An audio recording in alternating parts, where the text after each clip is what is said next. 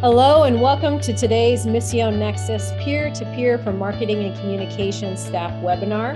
I'm Heather Pubels, the editor of EMQ and founder of Leitmotif, a communications consulting firm and Missio Nexus member organization. This webinar series is designed to help you improve your organization's efforts in marketing and communications.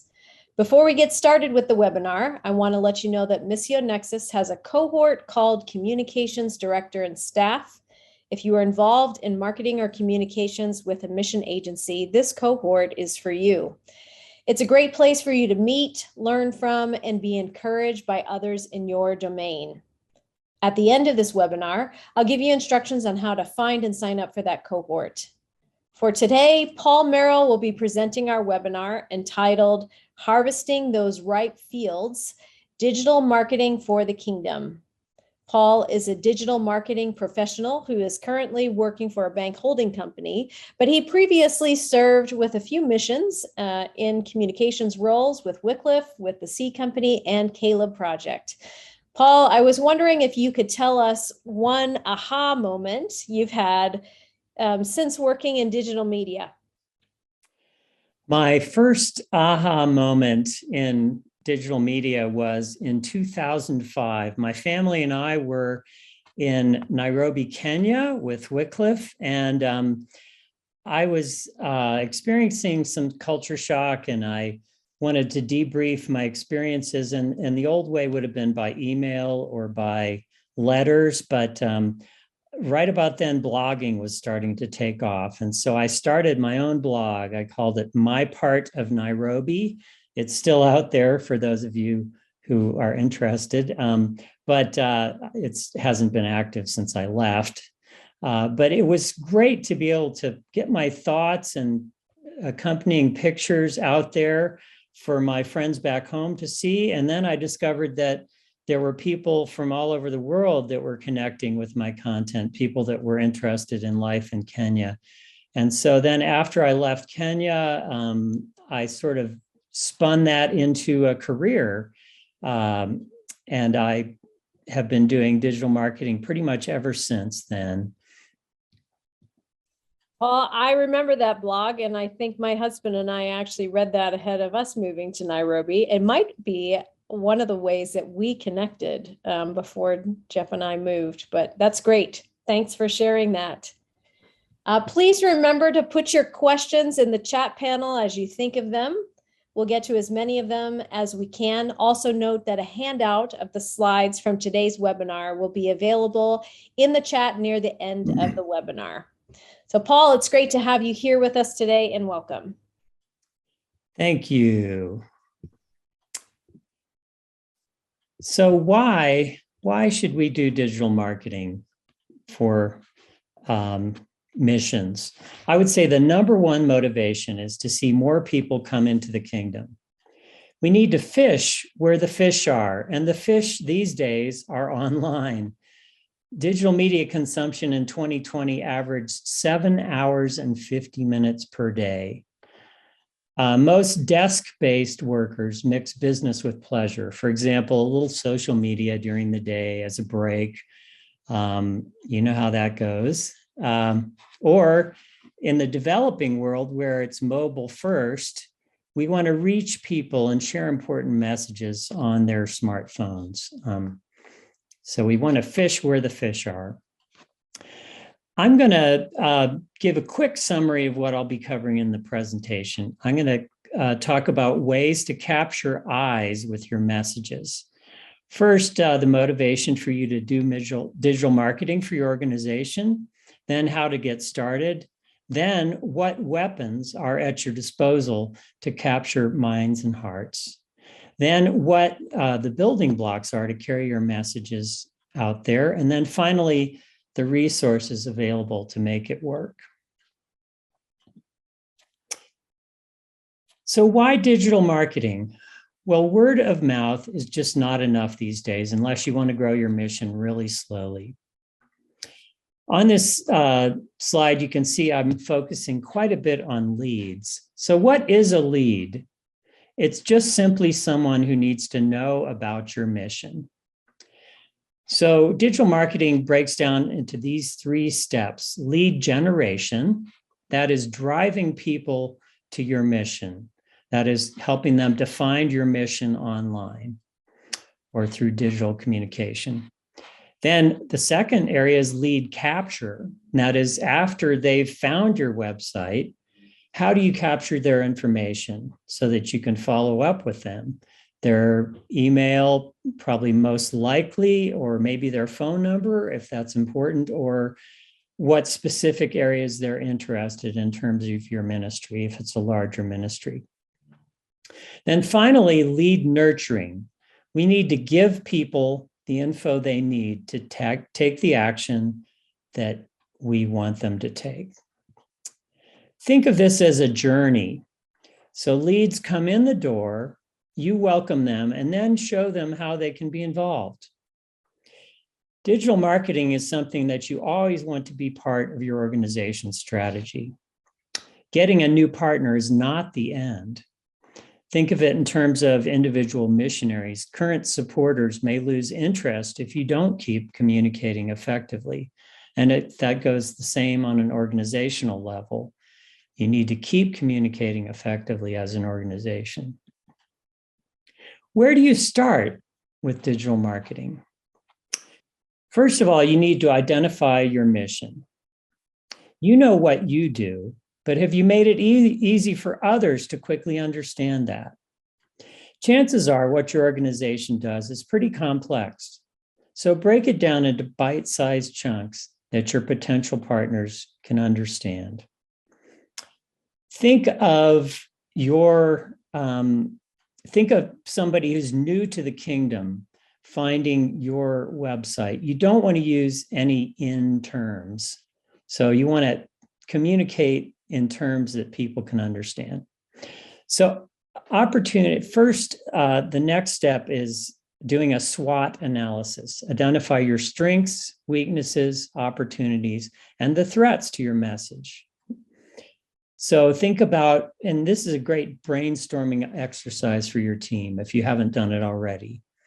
Think about what your strengths are as a mission, what your weaknesses are, what opportunities are out there. And that's a forward-thinking thing, forward-looking part of it. So what are opportunities that your organization might be growing into? And then finally, threats. Think of outside threats in terms of what the world is throwing out as a threat, maybe what other organizations that are not on the same page as you might be throwing out as a threat. So identify each of those areas, and then that will allow your communication to fit into hitting on each of those areas. Finally, the USP. What is your unique selling proposition? Focus on what your mission offers that no one else does. Think of an outsider. Why should I support your mission and not another similar mission?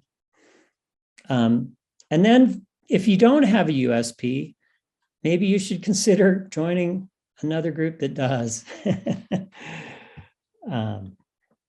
So what are the weapons of digital marketing?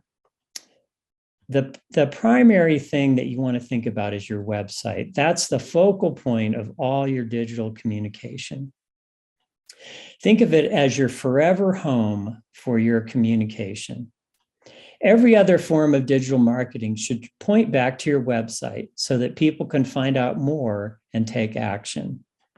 So in other words, if you're sending out emails, that's just a small amount of communication.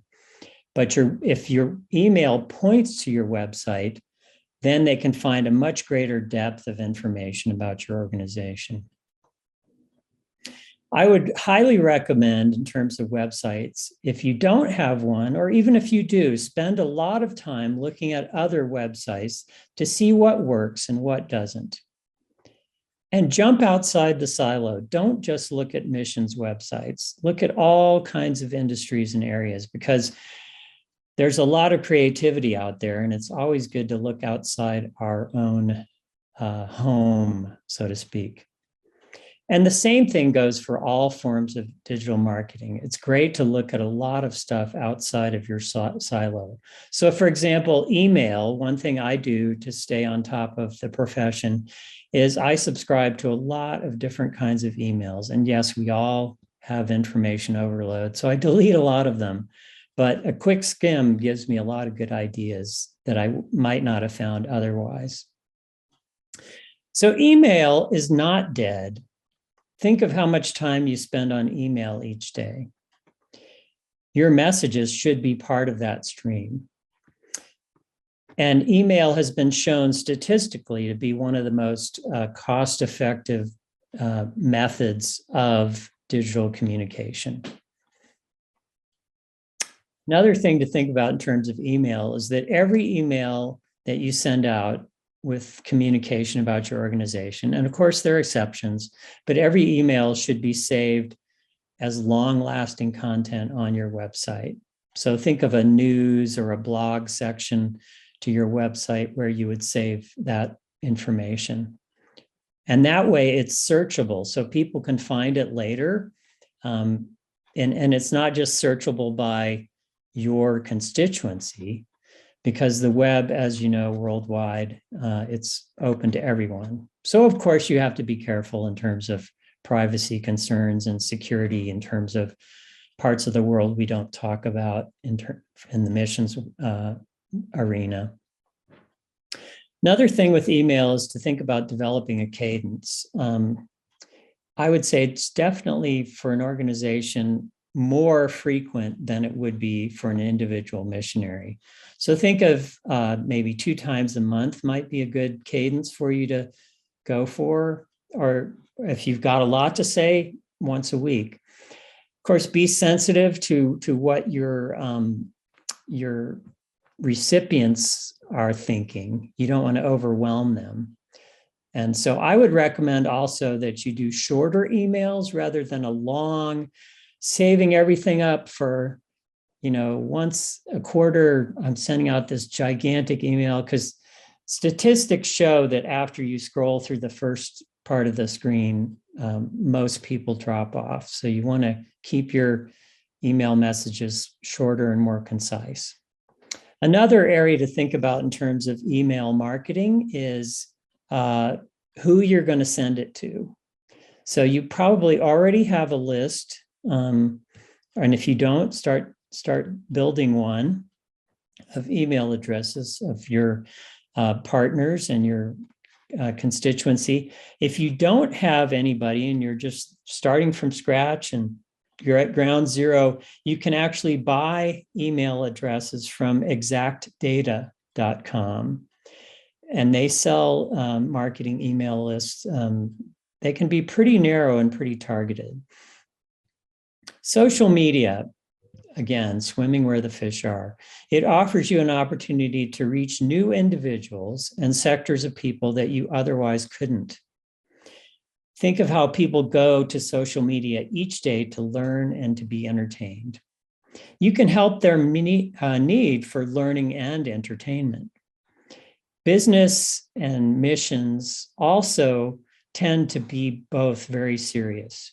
We want to communicate only what we want people to know. So we just are like the data person who only focuses on the numbers.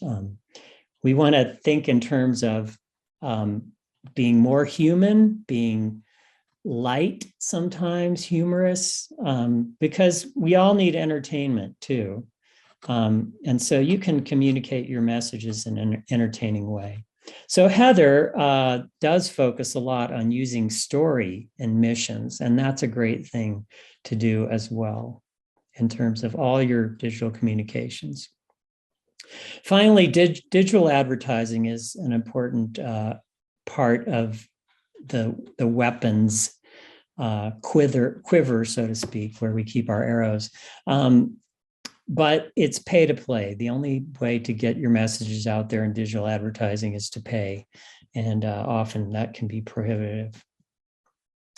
The building blocks for digital marketing are pretty much just 2 things: words and images. So in words, I want to go back to that idea that I mentioned before. Think of a new believer who's just getting excited about the Great Commission. And they did not grow up in the church. They have no exposure to missions tactics or, strategy, any of that kind of stuff. But they could be somebody who would be interested in your mission, maybe to be involved as a prayer or a giver. What words would connect with them to help them to get involved in your mission? So keywords are an important part of the words that we use. What keywords are those are the words that people are searching for. So if you go to Google and you do a search for poverty mission, just those two words, you'll get 2.5 times more results. And this is in hundreds of millions, than the amount of results you'll get if you type in the two words hunger mission. Now, obviously, hunger mission is a subset of poverty mission. So even if you focus on just hunger and not the broader realm of poverty, you do need to include the words poverty mission in the text of your website, because that's what people are looking for. Finally, even if it's a bad term, like poverty, we don't like to say that very much these days. In fact, we can't say anything negative. But like in terms of saying the phrase third world or developing world, we would always say developing world these days. But you can use the bad words or the bad terms in your website and then explain them with better words. So you could say, like, some people used to call this part of where we work the third world, but it's much better to say developing world. So then you have the words third world in your text, but you're not focusing on that, but the search engines can still find you. So images, yes, indeed, a picture is worth 1,000 words. So in terms of photography, the big tip I would give you is to avoid stock photography if possible. Now, you may not be able to do that. You may have a mission that you don't have people on the field with ready access to be able to give you good photography, or maybe you're working in a part of the world with security challenges. There's things you can do to get around that. So you can find good photography there's a free website called Unsplash, and it is stock photography, but it's royalty free and it's licensed for you to use without even giving credit sometimes. And those photos tend to be a little fresher than some of the stock photography that you can find. But then in terms of security, you could do things like have photos where you show the back of people's heads instead of their faces, and you would never want to include any sort of recognizable architecture, that kind of thing. But photography is super important. So you are a photographer. If you are in areas that your mission works in, or if you travel to those places, I would highly recommend that you use your smartphone. And if your smartphone is an old one, it might be worth spending the money to get a newer one, because the newer smartphones have some pretty fantastic cameras. The big point here is that the camera in your pocket is the one that's going to be there when you see that thing happen, that I have to get a photo of that. Whereas if you've got your big SLR, oh, I left that back in my hotel room, that kind of thing. So make sure you know how to use a smartphone well. It's worth getting some training. LinkedIn Learning, it's a part of LinkedIn where the first month is free, but they offer a lot of good photography training. It's all video based, so it's easy to digest. And you can experiment. You can try different series to see which one fits the way you work or think best. But I would highly recommend that area for getting some training, because you can make better photos. So still photo versus moving images. Video, not always, but generally is better than still photos, because think of scrolling through your Instagram feed on your smartphone if you have Instagram. If you see a video there moving, it kind of captures your eye a little bit better than just a still image. And then also, like in terms of Instagram, you look across the top of the app on your smartphone, and there are those little circles called the stories, Instagram stories. Every one of those is a video story. Design is important in terms of photography and websites, super important. So not so good design. Here's an example. This is, I'm going to turn off the recording for this. No, it will be recorded, but this I grabbed from Compassion's homepage. Now look at the headline there. Do you share a birthday with a child in poverty? That gets completely lost because it's hard to see on that background, and there's not enough contrast. The white on that partly white background. And then even that yellow button below there, search now, gets kind of lost in the busyness of that screen. In contrast, I grabbed this from the homepage of Save the Children. Beautiful photography there. Great picture of the little girl. Her eyes really connect with you. It's almost haunting in a way. And then notice the design. See how the triangle there leads you to the call to the action, which is to go to the individual website, not just the bigger international organization. And it's got clean, simple design, very easy to read type. So think about design. Again, going back to what I said about looking at what other people are doing there and grabbing good ideas wherever you can. What are the resources that we can use to do digital marketing? In terms of websites, if you're a beginner or you haven't gotten a website yet for your organization, Squarespace is a great entry point. For $14 a month, they have a tool that allows you to create a website fairly easily. If you know how to do word processing, it's not too much of a jump to build a website in Squarespace. $14 a month. That includes the hosting. I think it might even be a free domain, or the domain is your website address. But then if you've got a little more resources, I would recommend building a website on WordPress. A2 is a website hosting company. They have a special WordPress hosting package that's $12 a month. And so once your website's built, it could live on there. And then you need to buy your domain or your website address. Now, really, it's kind of like renting because you have to pay for renewal every year.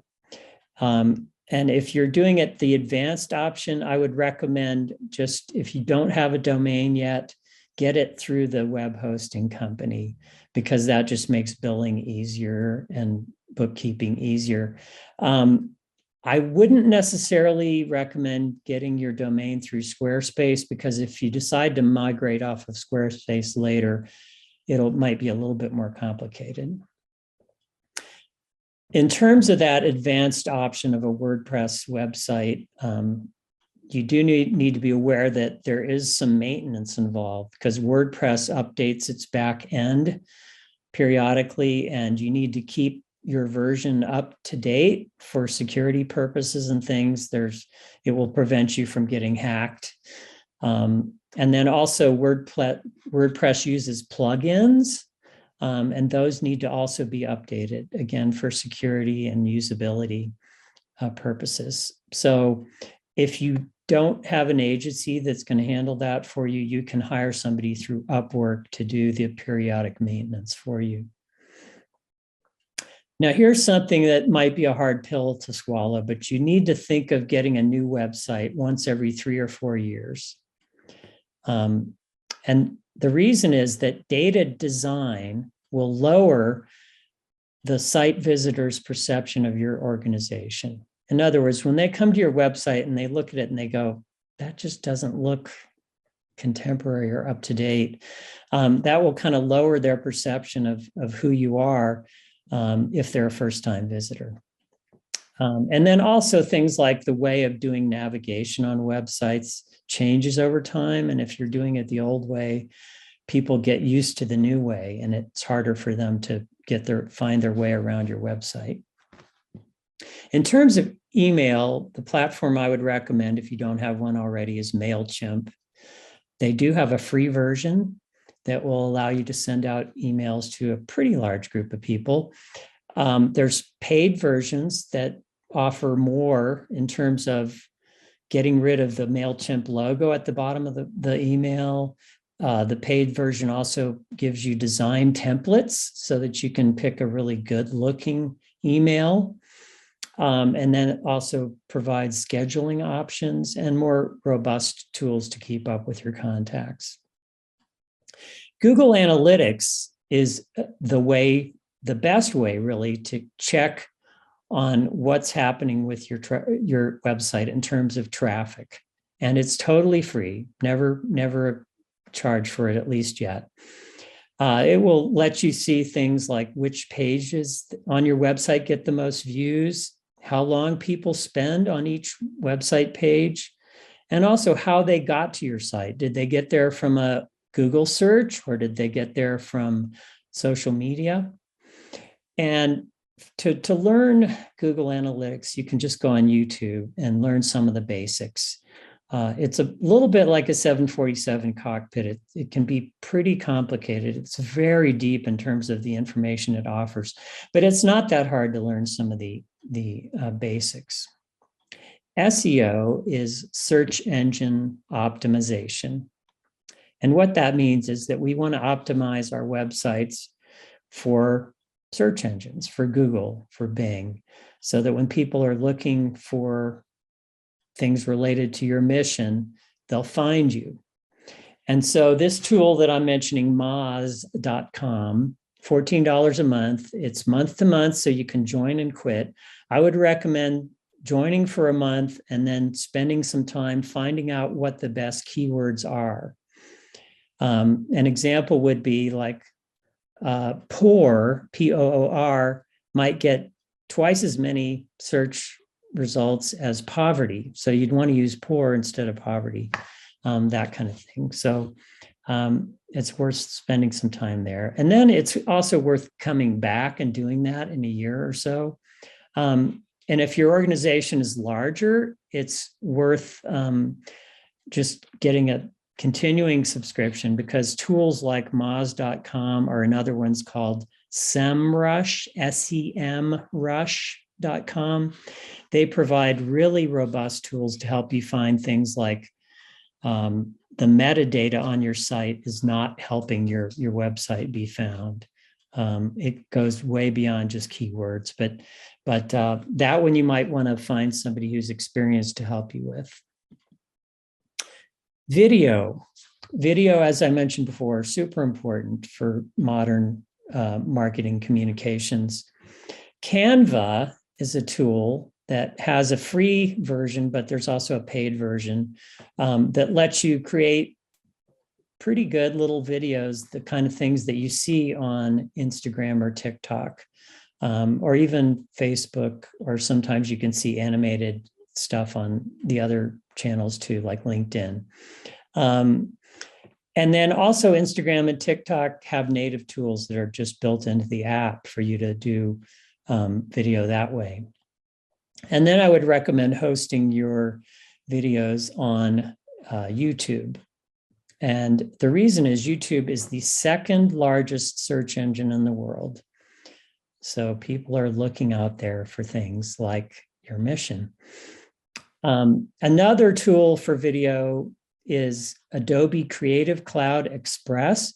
If you or someone on your team has Adobe Photoshop or Adobe InDesign and uses that on a subscription basis, Creative Cloud Express is a free part of the package, and it's a website-based tool that's super easy to use to let you create nice little videos to go into social media or on your website. Reputation management is important in terms of discovering what people are saying about you. So Google Alerts is a free tool. Just go to Google and type in Google Alerts. You set up notification emails. So whenever your organization is mentioned, you can get an email notification. Now you can schedule that for once a week if you get a whole lot of mention or get very few mentions, or you can control the frequency for when that comes. And then also I would do things like set up an alert for the founder of your mission or the CEO of your mission, that kind of thing, just to keep up with what's being said out there. And it's vital in terms of bad publicity. And I mention that because I've dealt with that professionally, and it can be a nightmare. But you definitely want to have reputation management in place so that you can get notified when things are being said. And if it gets really bad, you want to seek out a real PR firm and get legal counsel, but may it never be. Social media. It's an important way to get the word out there. If you think of you and who your contacts are, like you being the white circle in that diagram and your contacts being the little purple circles, each of your contacts has their own set of contacts who also each have their own set of contacts and so forth. So if you create an interesting piece of content, an interesting blog post, or a really great Facebook post or TikTok post, that can spread if other people find it to be of value or interesting. So it's free to get involved other than the time it takes, or if you're hiring somebody to do it for you. The first step in social media is to claim your organization's name. You want to have alignment with your website address. So if your website is mymission.org, then ideally you would have twitter.com/mymission and facebook.com/mymission, et cetera. Now, that could be challenging. Someone may have already claimed your name out there, so you might have to get creative. Could take a little brainstorming with your team or some like-minded friends or your board. So in terms of the social media channels, I've given some very broad generalizations in terms of age. Now, don't be offended if you use TikTok and you're over 20, or you use Instagram and you're over 30, or you use Facebook and you're under 35, that's fine. These are just broad generalities, but TikTok, definitely a great channel to reach the younger audience.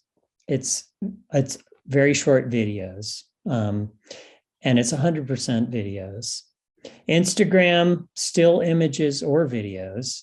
So both of those platforms, if you have kind of a cerebral mission that deals with just like mission strategy or something, it might be harder to illustrate that with an image or a video. So those platforms might not be the ones you'd want to focus on. Facebook really, these days, is pretty rare number of users under the age of 35. And then LinkedIn is a great channel for professional content, for thought leadership, for recruiting, because people go on LinkedIn who are looking for jobs. And if they're in the secular marketplace, they might be burned out on that, totally sick of corporate America or corporate Europe, and they might want to move into something with more impact for the kingdom. And your message could be really critical to be on there, saying, hey, we need a person to do this, IT person to help our organization. Also, in terms of each of these channels, and I would say LinkedIn in particular, you need to be following other missions groups to see what they're doing. And then that will help you to be able to do what you're doing better. And also you can share other people's content if they're partners. So, if there's a Facebook post that's by another organization, you can share it from your organization and say, hey, this is a great thing they're doing. And then they might pat your back in return. Twitter, I would not recommend very much, having nothing to do with Elon Musk and his latest gyrations. But Twitter, it has, in general, pretty small ROI in terms of the time and or money that you would spend on advertising if you do that there. I honestly, in all the years I've been in digital marketing, I've never seen any return on Twitter ads. Also, Twitter is very ephemeral. It's like a river of information that just keeps flowing down. And so unless your message is really captivating, it's going to get lost in the flood. So my bonus tips in terms of social media are go onto Facebook and invite your personal Facebook friends and LinkedIn friends to follow your organization's Facebook and LinkedIn pages. And then have everybody in your organization do the same. Because basically, think about it, you place value on what you're spending your 40 to 50 hours or more a week doing for the kingdom. And so you should be able to believe in that enough to invite your personal friends. And the same goes for the people in your organization.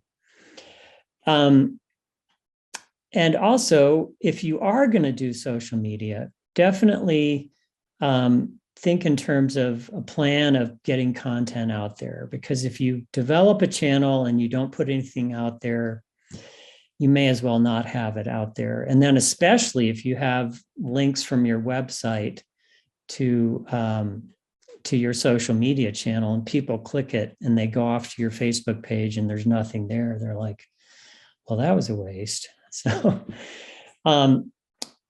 I did not cover very much on digital marketing in this presentation. Digital advertising in this presentation, because the short version of the end of the story in that is that it's very expensive to have a return on your investment. And also it's to do it is not hard. The tools are out there to do it fairly easily. I would say Google advertising is a little more complicated than advertising straight through Facebook or LinkedIn, but it's hard to make it effective. And the job I had before this one was I did digital marketing for a wealth management firm that their clients had net worth of between $2 and $10 million. And so you can imagine that they had a little bit of money to spend on digital marketing, but it was very hard to get digital advertising to work for us. And it's also in terms of like who your target person is, they might not respond to ads as quickly as somebody who's like looking for a new blender, so to speak. Another bonus tip for you is if you're overwhelmed by all this information that I've given to you, find partners who might be stronger in one area of that sort of communication than you are. You can talk to your board, find out if any of them know anyone who's doing it, who could help you. Talk to other people in leadership in your organization, people who are on your team. You never know, because in an organization over a certain size, maybe over 50 people, you'd be very surprised that some of the people that you would least expect are actually very active in social media, and they could be a partner with you in terms of this kind of effort. And then also, like photography, you can equip people who are out on the field to learn how to take good photos if they're not already. And then definitely pay attention to what Heather is saying, because she has a lot of expertise and can possibly be a resource for you. And I'm not going to promise anything there because, Heather, I know you're pretty busy. Another set of resources for you are in terms of video. I have friends, Jim and Sarah Meyer. They are behind a group called Gemstone Media, and they do video for missions. It's launched out of Greater Europe Mission. And then Walt and Annie Manus of Story Partners, storypartners.org. They also are very mission focused and do high quality video. And if they're too busy or too expensive, they might know of some other people who could help you if you need help in that area.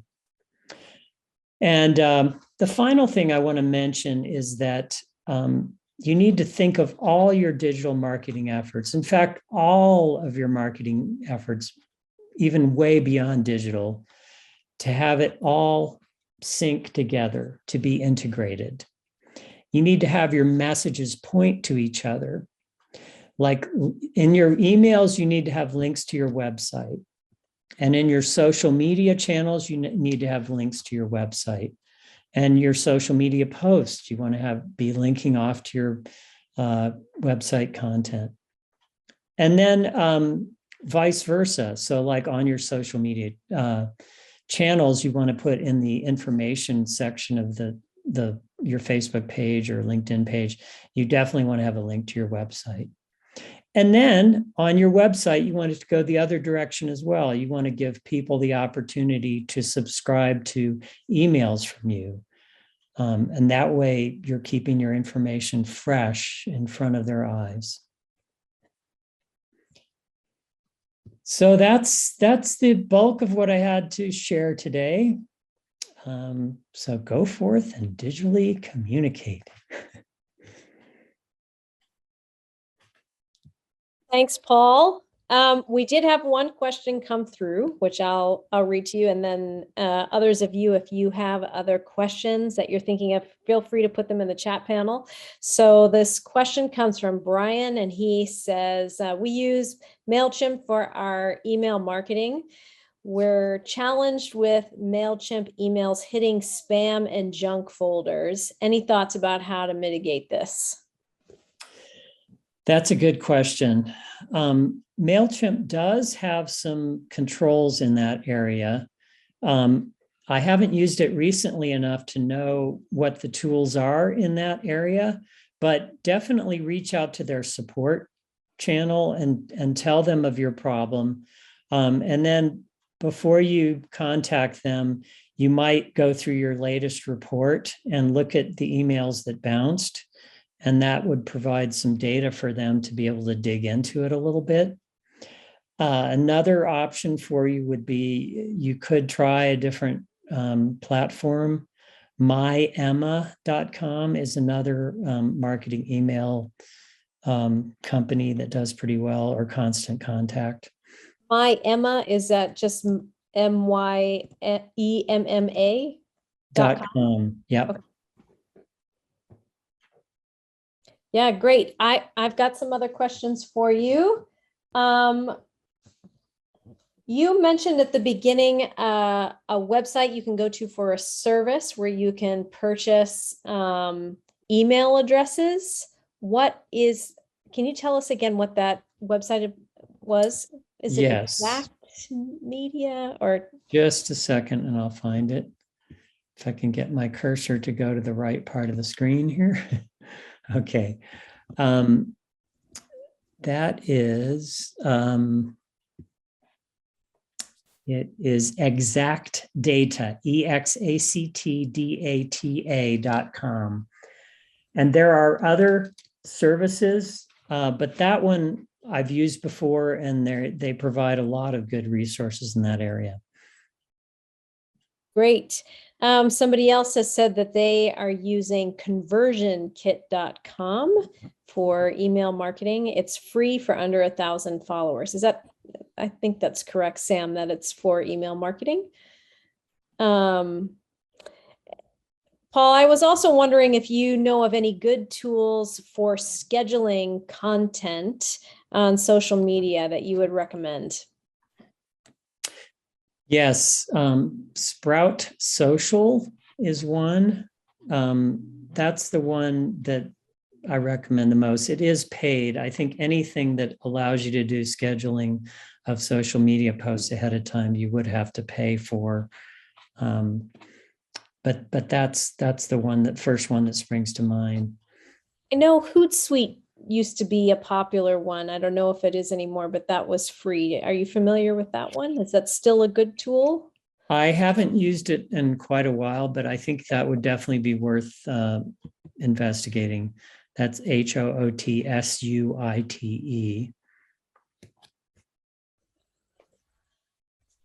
And who knows, maybe Elon Musk will roll out some new tool. Who knows? Who knows? Let's see what else.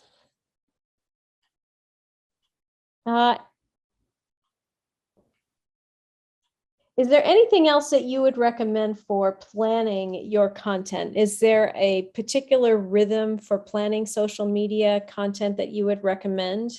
Should people have like particular categories that they do and then kind of do it on a regular interval that, you know, their audiences would be aware of? Or how do you figure out what to post when? Good question. Good question. One is you want to think of your content on social media as being helpful to people. So you want to use like spice your content that's going to be kind of self-focused. Make that more the pepper rather than the meat, so to speak, or the vegetables, whichever you prefer. And then I would try to space it out evenly where you've got a rhythm of maybe 2 posts a week that focus on some kind of helpful bit of information that would be good for your audience to know. And then maybe once a week, you could put out something that focuses on what you have to offer as an organization. There's other things you can do. You can do interviews with team members.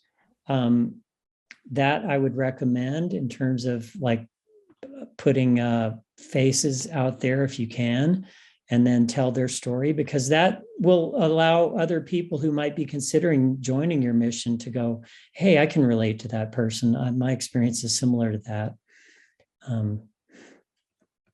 But then as far as scheduling, a great way to do it is to map it out, is just to use an Excel spreadsheet and get a month template and just put stuff out there for a month in advance, just as a target. And then also, if you've got a larger team, you can assign different people to the content and then have access to that spreadsheet for all the people in your organization who are putting content out there. Great. Thanks for that, Paul. Kelly has in the chat has mentioned Later as another social media content scheduler. I've used that on Instagram. It's been useful.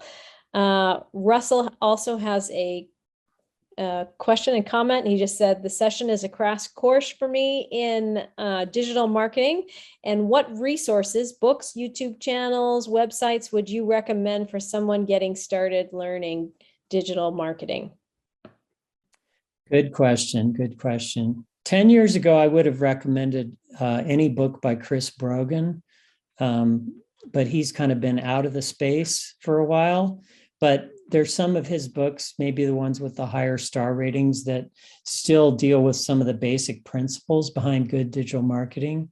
And then SEO Today, I believe, is a good website for finding out what's happening in the SEO space. And then I will actually get back to Heather with some other recommendations later that maybe she can send out to people. Yeah, maybe we can post that with the video of the webinar today. That would be no problem. But generally speaking, I would say digital marketing moves so fast that the books out there are not that valuable. I would say web-based stuff, it's much more current because they're always changing stuff. I mean, again, back to Elon, our friend Elon, who knows what's going to happen to Twitter in after October, if indeed he does buy Twitter, if all the money goes through and everything. It could be a totally different platform. And then even like Meta or Facebook, they're changing their algorithms all the time. So what you can do today, a week from now, you might not be able to do. So yeah, I'll get some websites for you to be able to keep up on that kind of news. Paul, if your ministry only had bandwidth to do a limited amount, especially in the social media space, which social media channels do you think would be most useful? Or even what kinds of questions would you ask to discover? What kind of social media channels would be worth your investment? I would start with competitive research. In other words, I would go to other organizations that have a similar focus to what you have and see what they're doing, see which channels they're using. And then also think in terms of audience. So back to my very crude age specific little chart, think about which one of those would resonate with your audience most. But don't do much on Twitter. Got it. I would agree with that as well. And as far as getting your content out, do you recommend, I know sometimes people for efficiency will put the same thing on all their social media channels. Is that a good thing to do, or are there drawbacks to that? It's not a bad thing to do. It's not ideal, but again, back to the competitive research idea, you can see if you look at an organization that's very heavily involved in social media, you can look at their different channels and see how they're using each one differently, and you could emulate that. So, like if you've got great images, use Instagram.